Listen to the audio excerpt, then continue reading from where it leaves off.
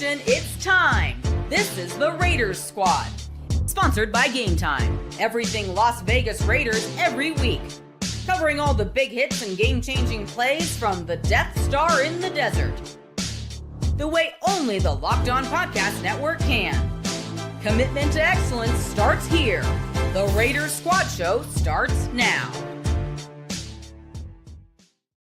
Hey, what's up, Raider Nation? Welcome back to the Raiders Squad Show. Remember, if you like the content and you're watching this on YouTube, make sure to hit that like and subscribe button. Also, you can follow us on our social media channels. You'll see in the description below the ways that you can connect with us. And you can also find us on the audio side as well. So wherever you get your shows and podcasts, if you got a couple of minutes, also leave a rate and review. Give us a 5-star, Raider Nation, because why wouldn't you? And thank you so much for rocking out with us today. And before we get into all the topics, just want to say thank you to everyone that's left a comment, supported the show, and obviously been rocking with this channel for a little minute now. And coming up on the show, we are going to give a few predictions on who we think will make the 53-man roster because cuts are coming up. Obviously, we're going to talk about some trade rumors that's been swirling and how the Raiders may be linked to those trade rumors.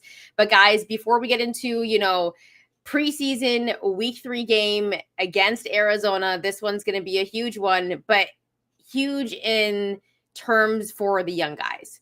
Right? Because I don't really feel like the starters are going to play. And I mean, Link, do you feel like the starters will even travel for this game? Like, how do you think this game will kind of go? I think from the concept, Chantel and Q, that from a team building concept, yes, your starters should travel. You shouldn't leave anybody behind.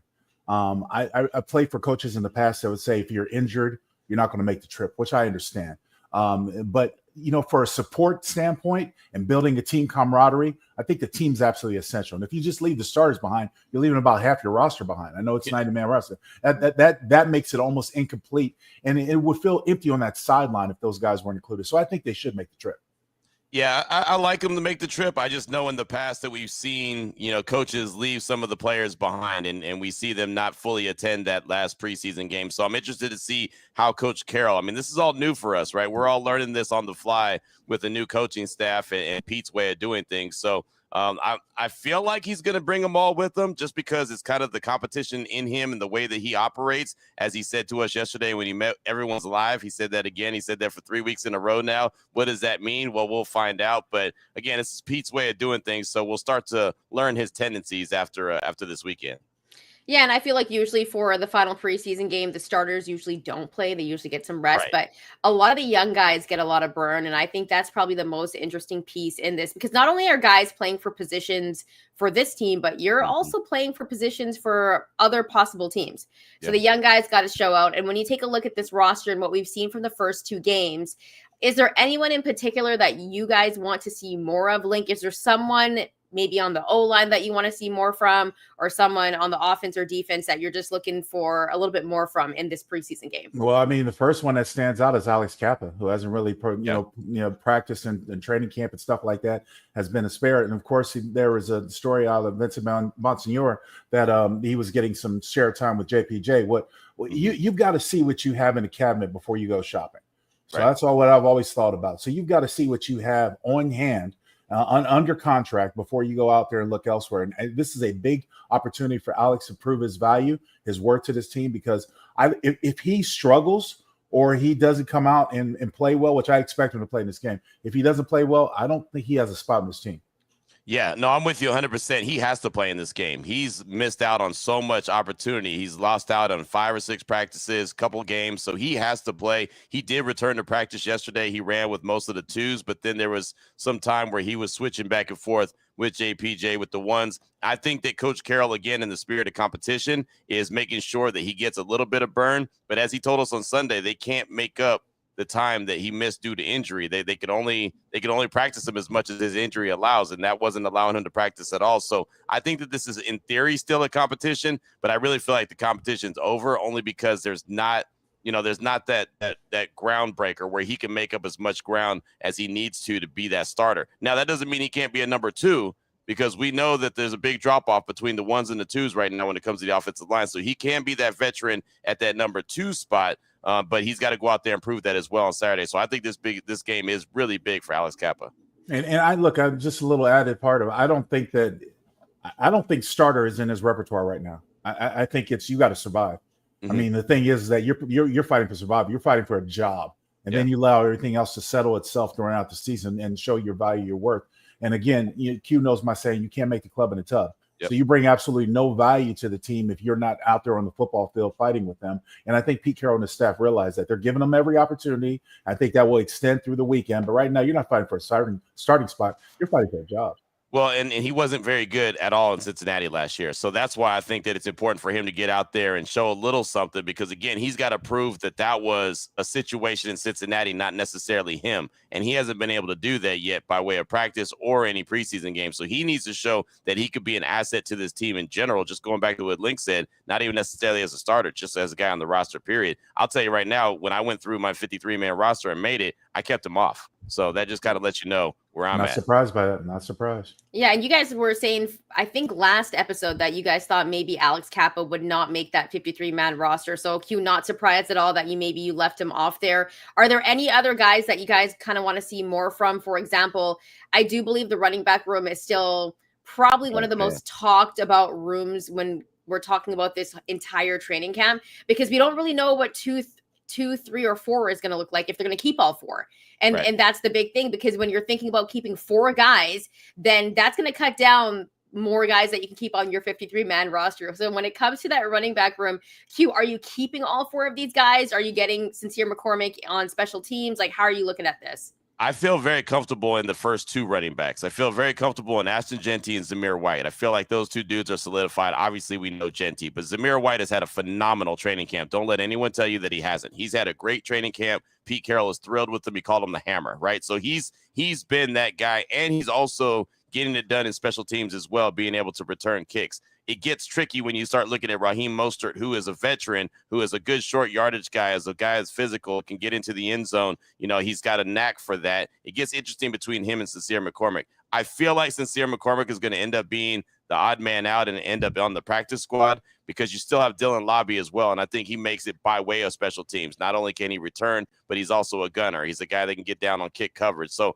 I think that he earns his spot by way of special teams. And it feels like Sincere McCormick's going to be the guy that's going to be, like I said, the odd man out, where he's going to be on the practice squad. And in case of emergency break class, they bring him up to the 53-man roster. But just because Raheem Mostert has that veteran in him, and he's, again, the short yardage, and Lincoln talks about the short yardage way better than I do, that's a struggle for the Raiders. And I feel like that's somewhere where Raheem Mostert could kind of make his way on this team.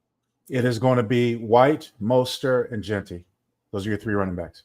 Boom. Now, if you're able to keep Sincere on practice squad, which, as I look around the league and study the league, I don't see a lot of openings, but he is a shifty back. He might draw some attention. Somebody might take him if they're looking for depth, depending on how they come out of training camp in this last preseason game. But those are my top 3. Those are the 3 that you keep. And the reason why I say it's 3, and Dylan Lobby thrown in there, but more for special teams. Right. The reason why I say it's 3 in that running back room is because there are plenty other positions and sections on this team that you need to have numbers for. And running back is not necessarily a general need right now for this team, because you have Ashton Jeanty and Zamir White and the other guys, Mostert. Yeah, and it's kind of interesting, because I feel like a guy like Mostert, who was dealing with injuries in Miami, but we know how good he is in red zone situations, and that's where the Raiders have struggled. That's where Geno struggled last season. Obviously a different team, but until we kind of know how that O-line's going to look, we don't really know how the run game's going to look. Right. So having a veteran is going to be key, I think, moving forward. I think for me, guys, where I got my eyes mostly focused on is the secondary, because there's still so many questions that's going on there. And some people are even saying, in terms of analysts, that might be the weakest positional group. So when you take a look at the secondary, are there any guys that you want to see step up? Because for me, everybody. Yeah, exactly. Yeah. Yeah. I mean, that's actually the perfect thing to say, but there's been some surprises there as well in the secondary as well, because coming into training camp, I think people thought that Darian Porter would have that position locked on. Then we saw, Caillou Blue Kelly also get some burn as well. Just your guys' thoughts on the secondary. Q, we'll go with you first. Yeah, I mean, it's a big question mark still, right? I mean, look, they've got Eric Stokes, Darian Porter. Those 2 were the starting outside corners when training camp started. Caillou Blue Kelly's come on strong. Now he's got a little bit of a hamstring tweak. That's something that Pete Carroll talked about on yesterday. So that's something to pay attention to. You saw Porter get a lot more burn with the ones. And the thing is, it's not Porter's not doing anything wrong, right? I mean, Pete Carroll let that be known that he's not doing anything wrong. Caillou Blue-Kelly's just stacked like 10, 11, 12 practices in a row that were really good. So he's just making a conversation and an argument for himself. If you look at the depth chart, he's listed third as a nickel corner, right? He's playing the outside corner with the one. So, he's been really catching the attention of the Raiders coaching staff. So he's someone to pay attention to. But look, Eric Stokes is a guy that we don't talk about a lot, but he's still got some room to grow. He's got a lot that he's still got to prove. I mean, he hasn't just been lights out in some shutdown corner. So there's questions there. There's questions with Porter, Caillou Blue-Kelly.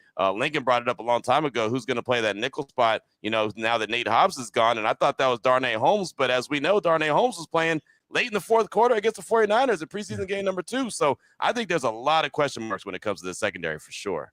Much like the offensive line, you've got to find a steady group and you got to have them play together. So the one that I'm looking for to stand out and hopefully takes the next step because he has it and presented him being a former first-round draft choice is Eric Stokes. He's got to step up. Yeah. And if anything, Patrick Graham can create a sort of vacuum where you say, you know what? Whoever Eric is guarding, I don't necessarily need to worry about it. I don't necessarily need to have a safety over top. I can, do other things to be creative with my defense because right now we haven't seen a steady set of pressure from the front four. So it leads me to believe that you're probably going to have to blitz week 1 in New England. That's going to leave your corners and your safeties on a little bit of an island. You got to have guys step up. And the also added unfortunate is that you're not going to see a lot of burn out of would be your starters for New England in this Cardinal game coming up this weekend. So it's going to be interesting to see. But I really think this former first rounder Eric Stokes has to step up. Yeah, and for this preseason game, I don't really think records matter in the preseason. It's just about getting your team together, figuring out who's going to make the team, seeing the young guys develop, and who's going to look better at each game. It's really interesting because there was someone in the chat, Jake Long, is mentioning some guys. Mike Haynes is still available. Asante Samuel is still available. And obviously some of Raider Nation wants the Raiders to go out and get a big name guy in the secondary. Would you guys agree to that just yet? Or should the Raiders hold off until some other names come off for some other teams? Because that's also another possibility where they could look to. I think it's going to be a no-brainer that they're going to definitely comb the waiver wire once these releases happen and see if there's someone that they're interested in. I just honestly, guys, I don't want to be the guy that brings the mood of the room down. I just don't think that they're interested in bringing in big names. I don't think they're interested in bringing in guys where they got to spend a lot of money, like a Stephon Gilmore, Asante Samuel Jr. And I know like Mike Haynes and what Lester Hayes was mentioned in the chat as a joke. I get that, but I mean, I honestly don't feel like this staff wants to do that. I mean, you saw how they operated in free agency. It's not like they have a lack of money. They didn't pinch pennies because they don't have money. They pinch pennies because they don't want to spend money, right? They just didn't do it. They could have gone out and signed some of these guys early on. They want to get guys on 1 year, prove it deals, cheap deals, guys that have an opportunity to turn their careers around, like an Eric Stokes. Give him an opportunity to show why he was a first-round pick. Darian Porter, give him an opportunity to become that guy. Look, Pete Carroll believes in drafting and developing. And that's the John Spytek way as well, what they did in Tampa Bay. If you go and look, after Tom Brady and company won that Super Bowl in Tampa Bay, look how young that roster was. They turned that whole thing over and had so many young dudes out there playing, and they all grew. And what Pete Carroll has continued to say to us is, I'm not afraid to play young guys. You get them early burn, by the midseason, they'll be fully, developed, and there'll be guys that you could really count on to play big reps. So I know it's not everything that the nation wants to hear, but I think that's the reality of what it's going to be. There has been a community that's already established in that locker room with the Las Vegas Raiders right now. When you look at this team, what Pete Carroll, the energy has brought in, there's been a community that's been established. It has limited the amount of distractions. When you turn on the TV or you open up, look online to read the paper, you see all these distractions on every other team. All these big names are talking about. The Raiders have gambled with big name defensive backs, especially since they've been in Las Vegas. Q and I, we talked about this extensively. Do you want to go back to that? Because it hasn't fit yet. So I don't think they need to gamble on it. I really think they need to try these young people. And more importantly, here's the thing. This is the challenge of the staff, both the offensive and defensive coordinators, Chip Kelly and Patrick Graham. You got to create a system that you can utilize those guys that you have. Rather than going out looking for somebody who might come in and be brash, we've had corners that didn't refuse to tackle, refuse to get involved, refuse to study the game plan, and just wanted to do their own thing. And that's a gamble. I mean, that really is a gamble when you're out there on the edge and you're depending on these guys. So I don't necessarily think they need to go after a big name, there are some names that are going to be floating around, but as necessity. But here's the thing: with some of those big names, especially at defensive backs, I think they're much like divas, like wide receivers. They need to be seen and they need to be heard. And sometimes that's counterproductive when you have a harmonious community, which I think this locker room is right now.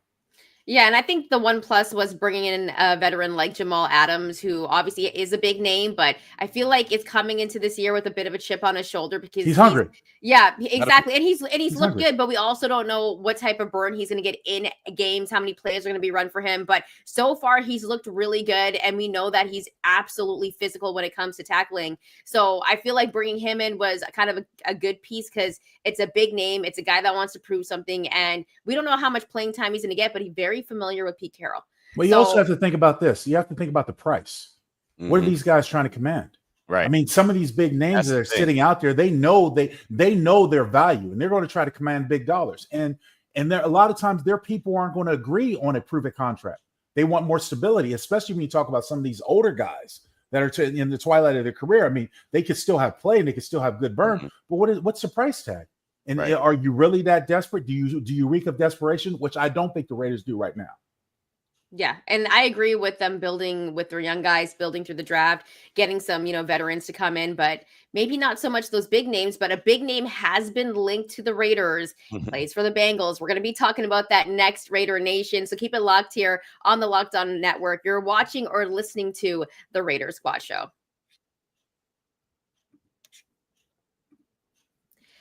August 26th is officially FanDuel Futures Day, a brand new holiday for football fans who live for bold predictions and preseason hunches.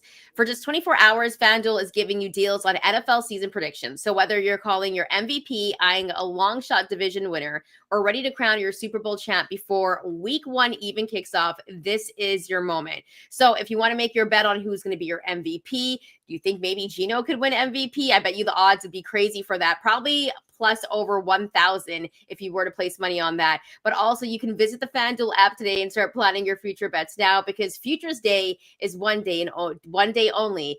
FanDuel, play your game.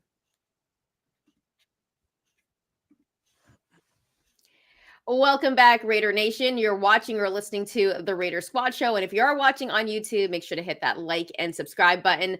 Also, guys, coming up later on the show, we're going to be giving some predictions on who might be left off the 53-man roster, who will make the 53-man roster. We're going to be giving some predictions and some names to look out for, so keep it locked here. But guys, we got to talk about the trade rumors, because now there's some very, very big names swirling. And there's been reports that have come out on Sports Illustrated, NFL executives, and if you're listening to this or watching this, you can't hear or see the air quotes I'm putting up, but some NFL executives are saying that the Raiders are the front runner for Trey Hendrickson.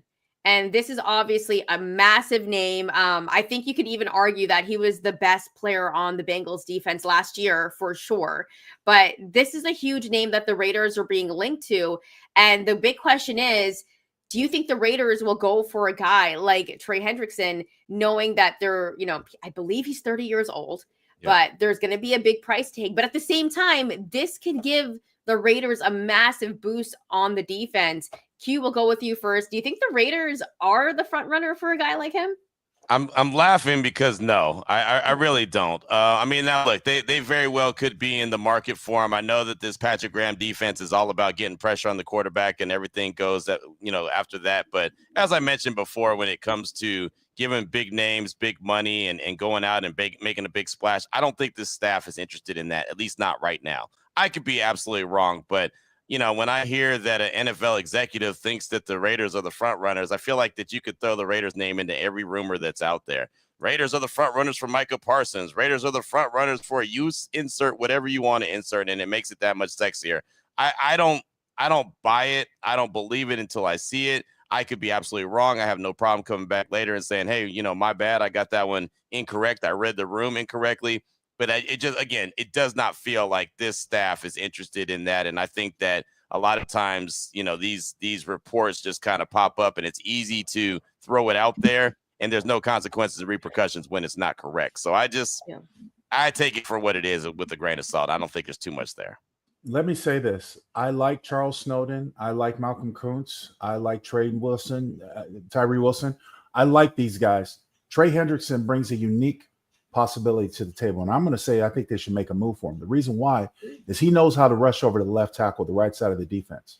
They've been trying with Max Crosby over the years. Max Crosby's strength is over the right tackle, the left side of the defense. He feels more comfortable getting his left hand down and having that go from there. Hendrickson has always quietly been one of the most productive players at defensive end spot in the National Football League. He doesn't get to talk about like the Myles Garretts and the TJ Watts and all those other guys. But you look at his numbers, they've been steadily consistent. And the thing also is that he plays the run really well. I mean, he's a really strong player. So if they were going to make a move for a big name, and I know I'm contradicting a little bit what I said earlier, if they were going to make a move for the big name, you could probably get a prove-it contract out of him because Cincinnati, they can't pay everybody. And that's what they run into. They can't pay everybody. So he's a guy that can produce, that can stand up solid against the run, which I think the Raiders are going to need because they're going to be tried, especially in the perimeter versus teams with the run. And more importantly, he knows how to rush over the left tackle, left side of the offensive line. I think that's essential to this defense for Patrick Graham to generate pressure. I like the move, the possibility of the move. Yeah, I agree. I think that Hendrickson would be fantastic if they added him to it. But remember, I don't think he's going to get there on a prove-it deal either. I agree. I agree with you there. You know what I mean? Yeah. Like he wants big money. It might not necessarily be Max Crosby $35 million a year money, but it's going to be up there more than $30 million a year. And then you look at that and say, okay, do you really want to pay Max $35 a year? Do you want to pay Trey $30 million a year? Just say that that's the number. I don't think that this staff is interested in that. And again, I do think he'd be a hell of an asset. I don't know if they look at this team as they're one Trey Hendrickson away from winning. You know what I mean? Like if they were, I feel like that they would think, okay, maybe this is a move that we can make at this stage of the game.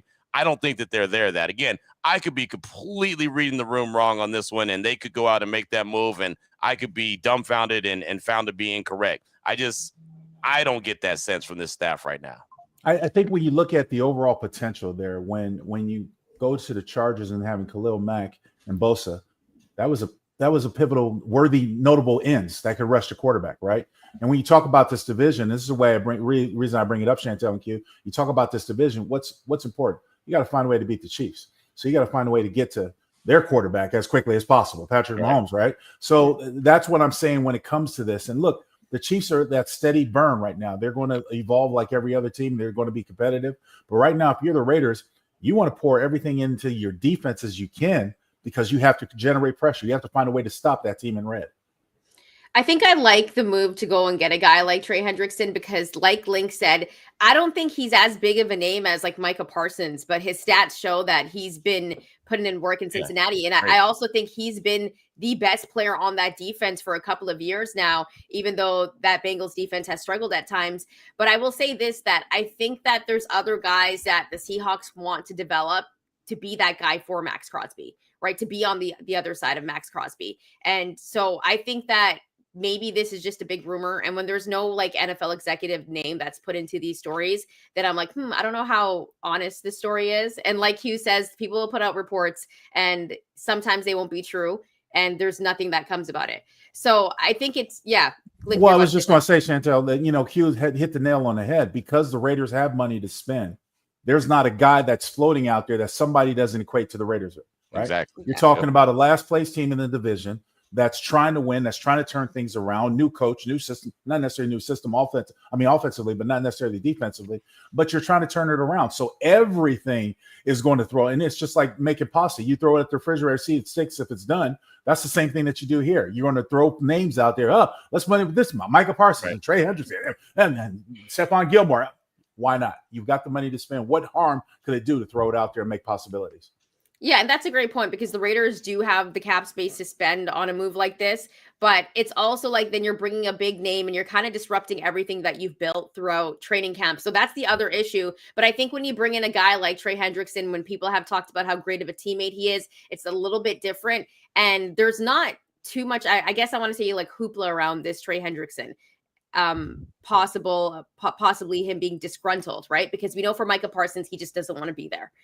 For the Bengals, it might be a money thing, but I think for the Raiders to make a move like this, they have to really believe that they don't have the pieces to, I guess, fit along Max Crosby. But I do think that there's pieces here on this defense that have an opportunity to step up. Are there any guys that you guys feel like has to step up in place of Max Crosby on this defense? Because there has to be somebody else, right? And one guy's Mm-hmm. name that was floating around a lot when he got drafted was a guy like Tyree Wilson. Yep. Right. Like he was specifically drafted to be on the other side of Max Crosby and be that guy.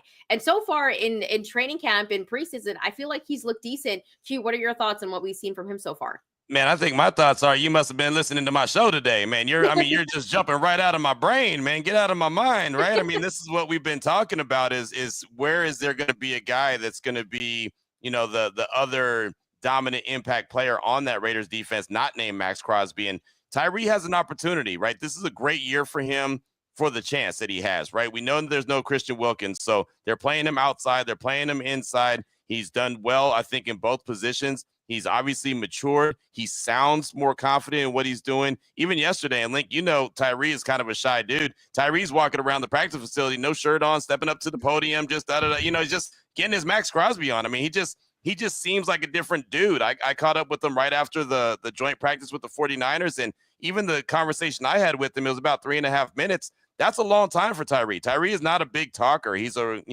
little short phrase here, little short phrase there. He seems like he's very comfortable in his own skin right now. He feels like he's very comfortable in understanding what his role is and what this staff is expecting him to do. And, walking around with a big smile on his face and ready to go out there and go to work. I think there's something to be said there. He could end up being a really big impact player this year. Now, I don't know if he's ever going to be the number 7 overall pick that he was selected, but none of that matters at this stage. That was 3 GMs ago, right? I mean, that wasn't John Spytek. That wasn't Tom Telesco. That was Dave Ziegler. So, I mean, it doesn't matter where he was selected at this stage of the game. Now it's all about, can he be an impact player? I think he has the opportunity, and he knows how much that they're kind of relying on him since he's going to be playing multiple different positions, inside and out, and it feels like he's taking that challenge on the head.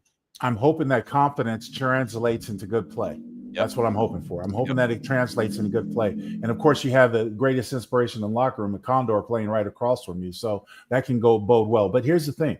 Because there's only so many positions available, we still expect big things out of Malcolm Koonce. Can't forget about him, right? So if he's able to do big things, he's able to generate that rush along with Max Crosby. And Tyree Wilson's got to find a way that he can fit in. I really do think he can have potential at the defensive tackle spot, in that part of that NASCAR package that I'm thinking of.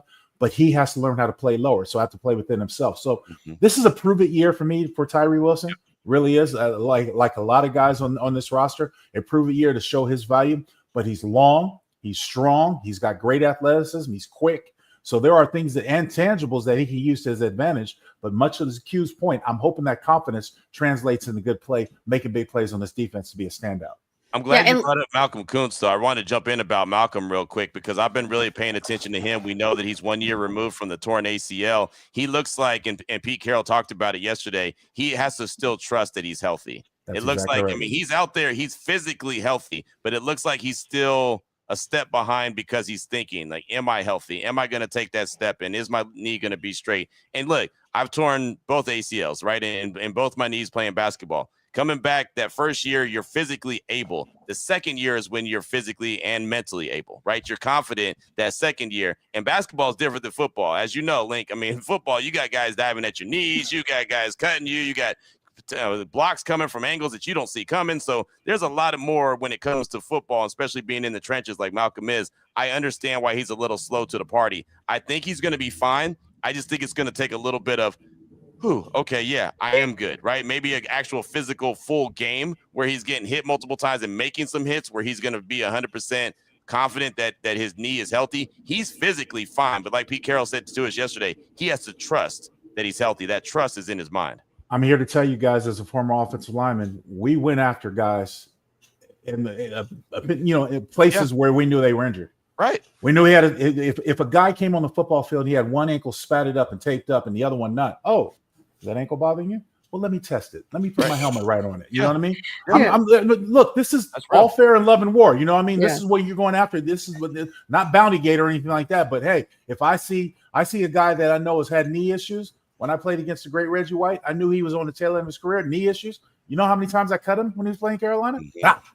I'm going after him every single time if I can. So that's out there. And again, much to Q's point, because I know it, I've experienced it, and I've seen guys around me experience it.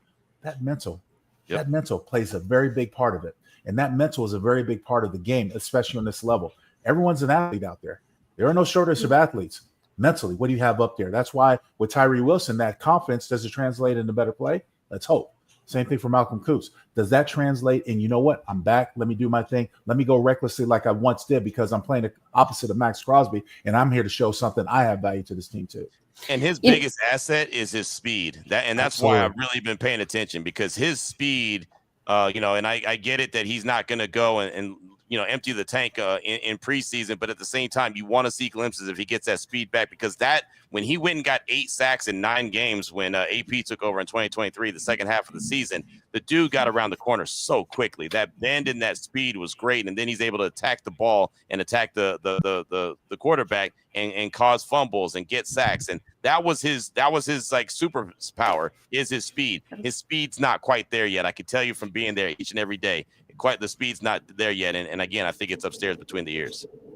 So you guys mentioned something really interesting, I thought, because Q, you've had these type of serious injuries before, and Link, obviously you've played against guys that have had serious injuries too, and that's obviously a focus. If you're Malcolm Koonce, how much of that is just all mental? Because it's like you have healed physically, right? So how much of that is kind of the mental aspect of him, of knowing that, hey, I'm okay, like I'm strong enough to obviously, go 100%. Q, will go with you first. Yeah, I think it's all of it. I really do. I mean, look, the guy tore his ACL in preseason last year at the end of preseason, so he had the luxury of having the whole season to rehab. So I know he's physically able, right? I just think that it's one of those situations where, you're testing it, and you want to make sure, and you want to trust that it's not going to give out on you, that it's not, that there's nothing to be concerned about. And I'll tell you, coming back from a torn ACL, I was fine walking up and down the street with nothing on my knees, but I guarantee you, the minute I got on the hoop court, here comes that knee brace, right? Because that was the crutch. That was the, okay, I'm safe, right? I'm okay now, even though I was physically fine, and that knee brace didn't do anything but except for give me confidence in my head that I was fine. It's just one of those things, right? And there's days at practice you see him with a sleeve on his knees. There's days out there you see no sleeve on his knees. So I think he's working it, and he's going to get there. I have all the confidence in the world in him, and he's got way better trainers and way better physical therapy than I ever had. So let's go ahead and throw that out there, right? He's definitely rehabbing at a higher level than I ever did. But I can guarantee you that it's between the ears, that he just needs to get it tested. And I think once the season starts, that's when he'll be able to test it and trust that, okay, yeah, I am fully back, because he has the opportunity to play a full game. I had a great relationship with the training staff with the Raiders. Scott Touche, one of them all times, he's still there as one of the trainers. And I trusted the words of the doctors, but I also knew my body. So, we go back to the old standard that I have, guys. There's a difference between being injured and being hurt. Every day I get up out of a chair, I hurt. Okay. That's just, but I know that if I needed to, I could probably go out there and do a few things. However, I say that to say this. Everyone knows their body, and you have to trust your body what it's telling you. And for Malcolm Koonce, he's got the green light. The doctors came and say, look, you're as healed as you're going to be. And after breaking the seal, after having that surgery and repairing that issue, now it's up to your mental factor. And that's where it comes into play, where you have to say, I can do this. I can take this angle. I know I'm going to get one-on-one versus his tackle, because everybody's sliding over to Max Crosby's direction. So I know I have to take advantage of it. And that's where those 8 sacks came in. But it does play into your mind. Much to Q's point, when you go out there in the height of the hype of being out there in the football field and going through the turmoils that you have to go through, going up against that big body who's probably outweighs you by 150 pounds or something like that, and trying to do that speed move when somebody's trying to grab your neck and choke the life out of you, that plays into your mental. Does that knee give out again? Can I cut like this? Same thing has happened with my son when he tore up his knee. He had to literally go out there, and as an offensive tackle, I said, look, your body has got to trust your mind that, we can do this. And your mind has got to tell your body, yes, we can do that, for you to be all out, because you're not the same athlete you were before the injury, after the injury, and Q can attest to that. Yep. So, it's all about the mental. Yeah. And guys, a couple of comments that Raider Nation is leaving, and I just want to throw these up on the screen really quick. Walt says Koonce will be the deal maker for Cincy for trading Hendrickson. And there's also the conversation of like who they'll be willing to give up. And Casper74 says it isn't going to cost 3 first-rounders for a guy like Trey. That's the other thing too. It's like they're going to have to give up something to get a guy like Trey Hendrickson. Mm-hmm. Would you guys be willing to give up first-rounders for him? I'm not. I'm not giving up a number one at all. I know that that's the asking price, and it should be, right? You should always ask for the most, right? And then reality kicks in. I mean, again, the guy's 30 years old. I wouldn't even think about a one. And I know John Spytek's not going to give up a one. That's the other thing. He really loves and values his draft picks, right? I mean, that's something that he mentioned after the Raiders made the trade for Geno Smith. Pete Carroll had a couple other guys that in his mind, he's like, hey, man, go trade for this guy, trade for that guy. And he's like, hey, man, I need to have my draft capital, right? And you saw what he did in the draft. He didn't trade up. He traded back. He started out with 8 draft picks and ended up with 11, right? Because he wants to build this thing through the draft. So this is where the philosophy of John Spytek, head coach Pete Carroll, Brian Stark, the assistant GM, and everyone else in that front office, that's where these philosophies all have to come together and come to an agreement. They're not just going to sit there and roll out and trade picks. They're not going to do it LA Rams and say, F those picks. They're going to go out there and they're going to value them. So if they see a trade that they think is reasonable, sure, they'll make it, but they're not coming off a number one, especially for a 30-year-old edge rusher. And a guy who, by the way, is really good at getting the quarterback. He's not the strongest when it comes to the running game, right? There is an element of that as well. Again, the quarterback getting there is so important, and that's what this Patrick Graham defense is based off, is getting to the quarterback, but he's not the strongest dude against the run either. I will say this, and just a little side note. Chantel, tell me why is Walt's profile picture so mean? Why did he look so mad? Because he's getting ready. I mean, yeah, I know. Should we put a Walt? Yeah, he's all business. Look at that. Look at his scowl. Come on, bro. Is that Clint Eastwood?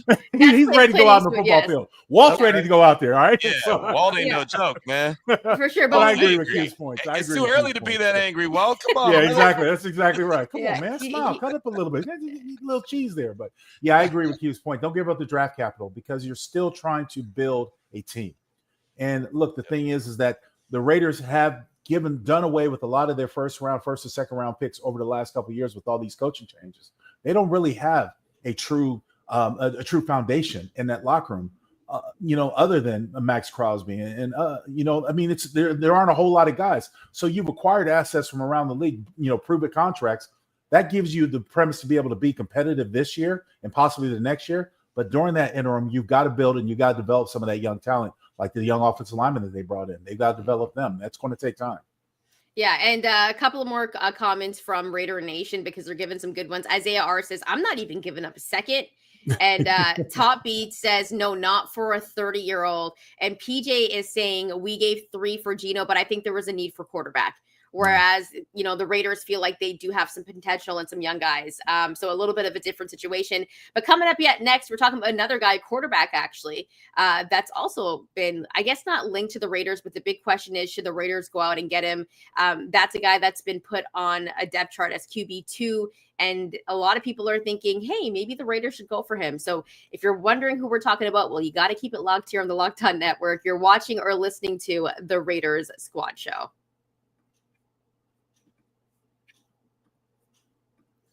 Most people can't name all their financial accounts or even what they're worth, whether it's 401ks, properties, or investments. And when you don't have the full picture, you can end up leaving money on the table. Monarch Money does the heavy lifting for you. You can link all your accounts in minutes, see clear data visuals, get smart categorization of your spending, and finally feel in control of your money without ever touching a spreadsheet. So something that's really cool about Monarch Money is obviously you pay for your apps every month, and sometimes that can really add up, but there's also probably some apps that you probably don't even know that you're paying for. Monarch Money puts everything on this one app so you can see how your spending is. And if you want to, remove some of those apps, it's the perfect place. So don't let financial opportunities slip through the cracks. Use code LOCKEDONNFL at monarchmoney.com in your browser for half off your first year. That's 50% off your first year at monarchmoney.com with the code LOCKEDONNFL. Welcome back, Raider Nation. Remember, if you like the content and you're watching on YouTube, make sure to hit that like and subscribe button. Also, if you're listening on the audio side, we do appreciate you. And obviously, guys, sometimes these trade rumors come up and, there's really no smoke to them. But this one's kind of interesting because, listen, I had no idea Aiden O'Connell had like a beehive like Beyonce, that he had like a barbs like Nicki Minaj. I had no idea. Welcome. Right? Yeah, exactly. Yeah, and so I had no idea how hard people were going for Aiden O'Connell. But there was that conversation of, he hasn't looked too great. Cam Miller has some upside. And then a guy like Anthony Richardson, who obviously was, a top draft pick and was great at Florida. Like as a college player was absolutely electrifying. And he got placed as QB2, Daniel Jones is QB1. And there's talks that they don't really know what his future is looking like. Right. And so there were a lot of people just, talking, and I think it's good for conversation. Should the Raiders make a move for a young quarterback like Richardson? Link will go with you first. What are your thoughts on this? He hasn't done anything yet. Why would you make a move for him? I mean, and side note, Walt, I did see Gran Torino, so I know Clint shouldn't be there. I'm paying attention to the comments too, just like you are, Chantel. But yeah, no, here's the thing. If you want to make a play, you can't make a play for a name, right, or the hype that was surrounding that name. You let other teams and their scouting departments do their due diligence. If they make a mistake at a pick, don't reward them. Right. Don't cover up for it. You know what I mean? So when you talk about a guy like this, it's like, well, what has he done? Since his short career, all I've seen is he's been injured. He hasn't been productive when he's out there. He takes these risks. He's a great athlete, but I've seen guys that look like Tarzan that play like Jane. No slight on this young man. I'm just saying, no, don't make a new move for a name. And the thing is that, and I watched a lot of the stuff that you and Q were dealing with Aidan O'Connell online, and I said this. It's like, you know what? It comes with the territory. Welcome to our world, Chantel. You already know. Yeah. But it's one of those things where you don't know what you have until you see it proven. And when you have guys that have been so many coaches in their ear, this information is overloaded. You don't know what to expect. There are times where you rely on your pure talent. And that's why I've always said, I think coaching on this level, the professional level, is somewhat overrated because all you can do is coach scheme. Technique is already built in. As a player, I did what I did. Didn't matter what my coach said. I did what I did to be productive. As long as I was productive, that set well with me. It's the same thing I know from every player. Q, you might have shared the same sentiment when you were playing hoops. Coaching. Somebody could tell you, oh, you got to do the crossover this way, you got to do that way, but you're going to do it your way because you got to this level and you feel secure with that. So that's what I'm saying. Don't take risk when risks are unnecessary. Yeah, no, and look, I like Anthony Richardson as a person. I think he has a great work ethic. But look, the reality of it is coming out of school in 2023 when he was drafted, and he was drafted very high, so I don't blame him for leaving school. He only had 13 career starts. So he didn't have any experience. And so his biggest thing was he needs to learn to play football and play quarterback position. In college, he was a hell of an athlete, Chantel, as you pointed out. He was able to do a lot of great things with his legs, had a strong arm. That's fantastic. But can he play the quarterback position? And so far, he's going into now year 3. He still doesn't have experience. He's only played in 15 career games so far, 4 his rookie year and 11 last year, right? I mean, so he still doesn't have the experience. He still hasn't started to develop into a quarterback that could play in the National Football League, and maybe he's going to be a late bloomer. Maybe he's going to be Geno Smith 2.0, right, where he ends up later on in his career. But right now, I don't think this Raiders team can afford to go out there, give up some draft capital for a guy that they have to find and turn into a project. Instead, just go and use that draft capital on someone that you see, you believe in college, and you go draft them yourself and then let them develop. Maybe that's Cam Miller, right? Maybe they already have their guy. We don't know that. I mean, again, he's, got a long ways to go. He's a rookie. He's got to grow. But, I mean, that's what they look like that they want to do. They don't want to clean up someone else's potential mistake, like Lincoln said. They want to be able to get their guy, believe in their guy. They have the greatest that ever did it, Tom Brady, in the organization as a guy that can bounce ideas off of what they want in a quarterback. I just don't think that they're in that kind of a mode to try to go and pick up Anthony Richardson and see what he's got, right? I mean, hell of an athlete. Pete Carroll said that after the draft in 2023. He very well could be the best athlete to ever play the position. Is he the best quarterback to play the position? That he's not right now, as we know. And don't bail out another team. Indianapolis picked up Daniel Jones. And if I remember, Daniel Jones was another first-round high draft choice. They got tripped up by a sprinkler when he was a breakaway run with the Giants. Yep. Epic fail. You know what I mean? At quarterback for the Giants. And so don't make it reward somebody's mistakes. They drafted Richardson. It's their problem. Don't bail them out by giving them multiple picks or giving them somewhat of a future to take something that they want to get rid of off their hands. And one of the skill sets that Lincoln talks about that Anthony Richardson hasn't shown that he has that bothers me is accuracy. And I don't know how you get better at accuracy. And I know Josh Allen did it, but I feel like that's more of that happens every once in a while as opposed to, this is something that you could do consistently. Like, you don't really get better as an accurate quarterback. You're either accurate or you're not, right? You could pick up other intangibles. There's other things and skill sets that you can learn. Accuracy, I never felt is one of them. And if you go back and look at what Anthony Richardson did in college and what he's done so far in the pros, accuracy has not been his strong suit.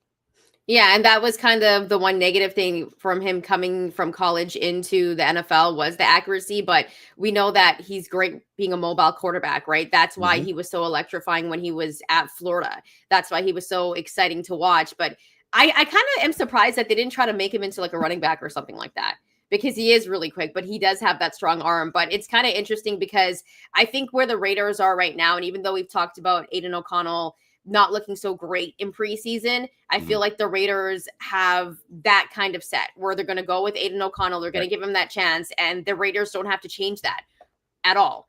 And I think the big question is, are they going to go into the season with 3 quarterbacks? Because that could potentially be a thing. Okay, so Q, you believe this, and this kind of gears towards our next segment, but you think that they should go with 3 quarterbacks heading into the season? Yeah, absolutely. Because right now, Gino's your QB1, and Aiden O'Connell's your best option at the backup quarterback, and Cam Miller's the guy that you don't mind developing. And I think he's shown enough, small sample size, that he's shown enough that says, okay, he's warranted to be out there in practice. Like, I'm at practice every day, and the consistent that I hear from everyone is, I like number 5, man. Number 5's got a little something. Don't know what it is, but he's got something. So I think that, you bring him along, you put him on the 53-man roster, because if you try to cut him and then put him on the practice squad and think he's going to clear waivers, someone's going to pick him up just because it's a quarterback and it's a quarterback-needy league. But, yeah, I definitely believe that they have 3 quarterbacks on the roster when they start the season. And, the funny thing is with Aiden O'Connell, Pete Carroll said on Sunday that, when he's out there as the quarterback, the offense goes slower, it operates slower. Yesterday, they sped him up on purpose, and he got emotional. Like, he showed his emotions. And, Link, that's not Aiden O'Connell. He's smooth and cool. He doesn't get emotional. He doesn't get fired up. They had him at 18 seconds, where you had 18 seconds to get the play in and everybody set up and go. And, man, he was getting frustrated, but they're trying to speed him up. So they don't have any plans of moving on from Aiden O'Connell. They like him as the role that he plays, the backup quarterback. They're just trying to speed him up right now. That 18-second clock is a staple for Chip Kelly's offenses. Yep. Ever since I followed him, that's always been the case. When he was at Oregon, UCLA, he tried to do it his original stint in Philadelphia. That has always been a main staple. That's why I'm always surprised. So far, we only have a 2 sample size, but 60 offensive plays and for a Chip Kelly offense, that's foreign to me. So I can get there. But here's the thing about Cam Miller, guys. He's got that experience, as Q has talked about. You cannot put an emphasis on playing. Doesn't matter the league level, but playing quarterback at that position, that amount of experience. So that's what Cam Miller brings. Aiden O'Connell was still a little bit of a journeyman in his college career when he finished up with Purdue. But, Cam Miller, you can't put an emphasis, a price on that. I mean, that really is priceless. Yeah, and I think we just want to know if he's going to be comfortable on the field. And that's why I think this preseason game against the Cardinals will be really telling, because we're going to learn a lot about these guys. And we're also going to see how the Raiders cut down to that 53-man roster. That's coming up in our next segment. The guys are going to let us know who they think is going to make the roster, who they think is going to be left out. So keep it locked here on the Locked On Network. You're watching or listening to the Raiders Squad Show.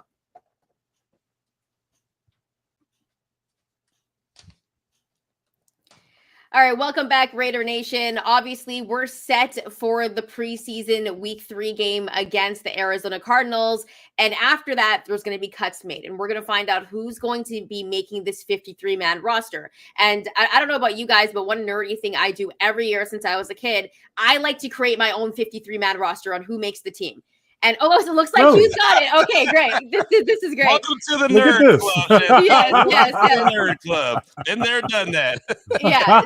So it's just as fun as creating a draft board, because you're making a list of who you think is going to make the team.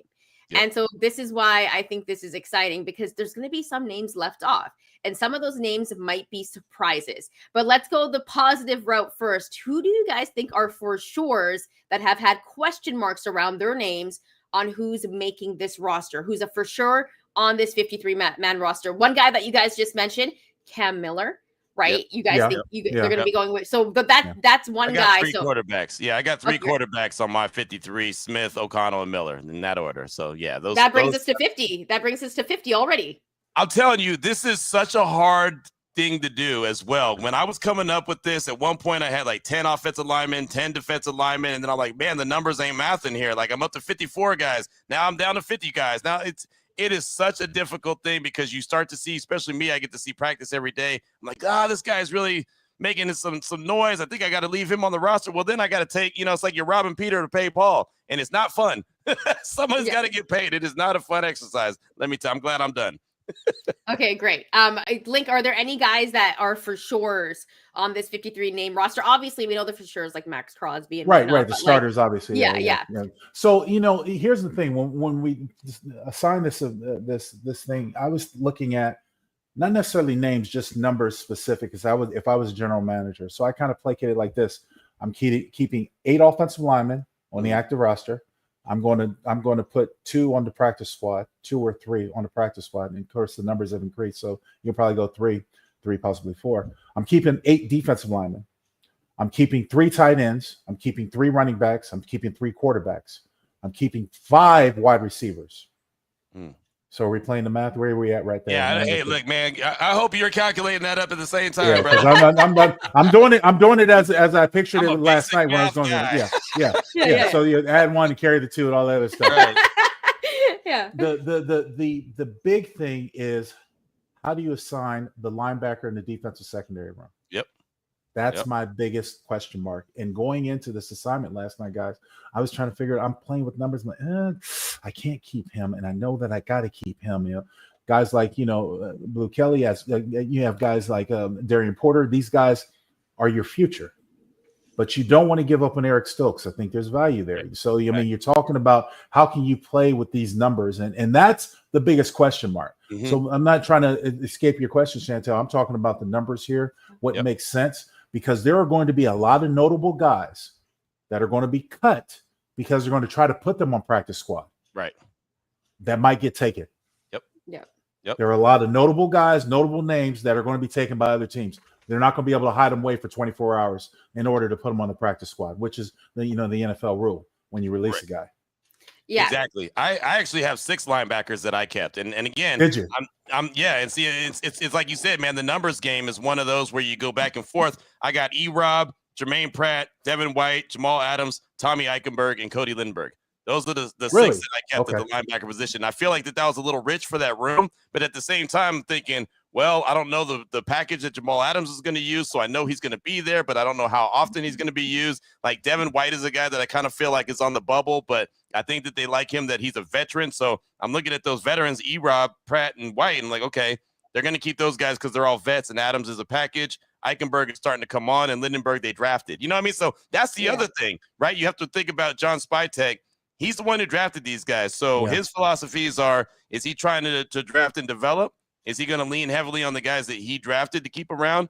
Or is it just going to be, hey, this guy hasn't shown it yet, so we're going to feel comfortable moving on from him? That's why I left Lindenberg on there, because I think that he's going to like him, maybe not right now, but a little bit later on down the road, which, again, the math problem is the problem. Well, I mean, the thing is that I had 5 because I think Lindenberg and Eichenberg are the same player. Ooh. You could be right. No, you absolutely could be right. I mean, I thought it was like it's like a duplicate. And yes, value to special teams. There's no doubt about it. But when we're playing the numbers game, because of essentials, I think you try to hide one of those guys away because they're pretty much the same guy. No, I can see that. And then there's a couple of guys that I have questions about. Like Lucky Tassi, right? The big Australian, right? I mean, are you going to put him? You could put him on the practice squad, and he's not going to count against the practice squad because in the international game. I think that they like him a lot. So he's a guy that I'm interested in. Charles Snowden is still facing the NFL punishment for the DUI. Yep. So what do you do? How do you adjust for that? Or is that punishment going to come down any day now? Are we going to find out about it? I left 9 defensive linemen on there because I had Snowden on there as my 9th, but then I had in parentheses facing NFL punishment. So what do they do with him? Safeties. I have 5 safeties, and hear me out on this one. Chin, Polamalu, Edmonds. They like Edmonds a lot. Chris Smith, and then Lonnie Johnson Jr. He's not done for the year. Like Pete Carroll has talked about that he'll probably be back by week 5 or week 6, right? With the broken fibula. So then I'm thinking, well, do they keep him on the roster? Do they put him on the PUP list to start and then buy themselves some time? Like, again, it's the gymnastics for this 53-man roster. So I've got some, parentheses as well on this, and I'm glad it's their job to do it, not mine, to be honest with you. It's not easy.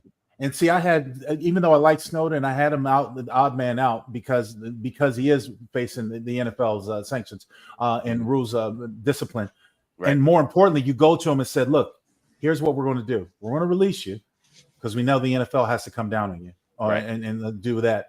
We're going to probably put you on practice squad once that clears, once you clear waivers, because I don't think anybody else is going to take him because of that possibility. Because it's punishment, exactly. You don't know what the punishment's going to be. So, that's where that comes into play. And that's why I said 8 defensive linemen. But I had Snowden on the odd man like you did, Q, an odd man out because of that disciplinary action that's waiting. Yeah, It makes sense. It's like I said, it's a super math problem. It really is. No and I mean, there's guys that you see and you're like, I can see them making a move. But then, as Lincoln said, there's also, can you use them right now? Are they going to be down the road? Can you bring them back later? I mean, they've got a lot of different ways of making this work, and they're going to have to figure that out. For a guy like Caillou Blue Kelly, I had him originally making the roster, but now there might be an injury of a hamstring, and we don't even know how long that lasts. Like, hamstring injuries are so weird. They could last a little while or a very long time, but he's one guy that I had making that 53-man roster. I left off Alex Kappa. Me too. And I left off Sincere McCormick. I didn't have him making the team. So that was one of, 3 guys that I had left off. Were there any guys that you guys felt like is for sure not making this 53-man roster when you were putting this together? I got rid of Darnay Holmes. Yeah. Ooh, that's interesting because coming in. I'm shocked by that. I was shocked by that, but I was also shocked, and Lincoln will tell you because we did the post-game show together. I looked at him and was like, hey, man, Darnay Holmes is in the game late in the fourth quarter. In this preseason game. So, and I saw him running yesterday with the 2s and the 3s. So he's not trending in the correct direction. So I left Greedy Vance. With the cornerbacks, I have 5. I have Stokes, Porter, Caillou Blue Kelly, DCAM, and then Greedy Vance. Those are the 5 that I kept as far as the cornerbacks go. And with the knowing and the asterisk there of as soon as waivers hit, they're going to be looking through the waiver wire for another corner. So that's not going to be, that's in pencil. That's not in pen for sure. Yeah, and that's going to be a really critical area, guy, that secondary, because you do need a nickel defensive back, and I don't think they really have one established yet for this defense, for Patrick Graham's defense. And do you utilize Jamal Adams in that sense? But then he becomes a liability in coverage, and you're taking away the potential of a run stopper. So that there is my biggest question marks in the secondary. That's what it comes down to, the secondary, the amount of safeties and corners and how you want to keep them, because corners are a premium in this league. There's no doubt about it. But the safety play in Patrick Graham's defense is essential. And as we saw this last game against San Francisco, the middle of the field was too far open. That's when the secondary really becomes in the key with how they're going to do it. And that to me becomes the biggest numbers game. As I said, the linebacker room, the biggest numbers game goes to that secondary. How many do you keep? And of course, are they all capable of playing? Because I'm going to tell you, the first month of the season is the most critical. This is when guys really get into football shape, going out there and having to play 4 quarters as opposed to 1 series here, 1 half there, and that type of thing. You're not getting that much time off. So now you get that grind and that burn, and that's when the litmus test really kicks in for these young guys. How can they stand up to the pressure that is the NFL? One guy that I wanted to ask you guys about in Link, this is a guy on the O-line. Do you feel like a guy like Mafi is going to be making this roster? Because we know he's a Chip Kelly guy, so you believe he'll be making developmental. I don't think you could put him in. I don't think you could put him part of the top 8, as I said, or I think that you keep. I think because in my estimation, I think they want to get some value out of Alex Kappa, and they really want to have him be that swing guard. I don't know how pronounced it would be with his injury history.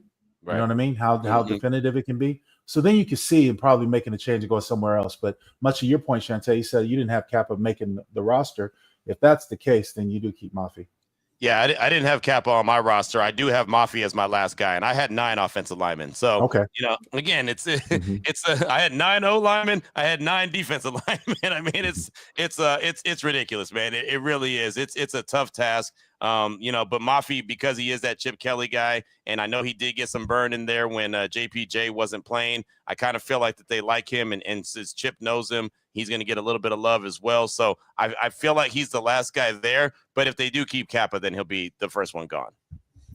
Are there any names that you guys think will surprise us when this 53-man roster comes out for guys that will be left off? Because I think we kind of know who's going to be left off. And I think the biggest surprise might be Kappa, because coming into the season, he was a guy that they were going to be relying on, but he really hasn't been able to show anything because of injuries. Can't make the club in the tub.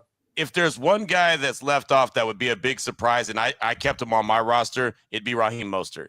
I think there's something around him. I kept him on mine. He's one of my 4 running backs that I have, But if the Raiders decide that they want to go young and they don't need the veteran because now that they have all these other guys that they feel like, could play that same role, then I could see that being the big name. That's like, oh, wow, that's a surprise. But like I said, I kept him on mine. So maybe it doesn't even matter.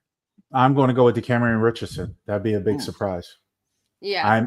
I'm on the fence about him, where he can contribute to the secondary. Good player, good athlete, but I'm on the fence schematic wise. Yeah. Does he fit into Patrick Graham's defense? That's been my biggest question mark.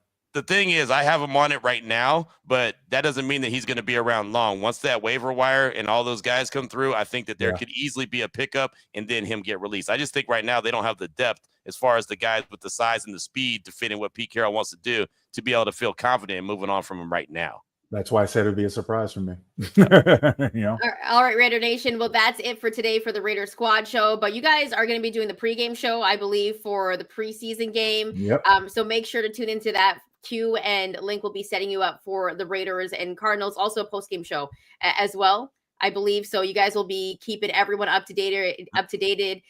Raider Nation, make sure to tune into that. Also, we'll be back on Monday, 7:30 a.m. Pacific time, 10:30 a.m. Eastern time. Make sure if you're watching on YouTube to hit that like and subscribe button, and we'll be back next week. Remember, if you're watching this after or listening to this after, you can always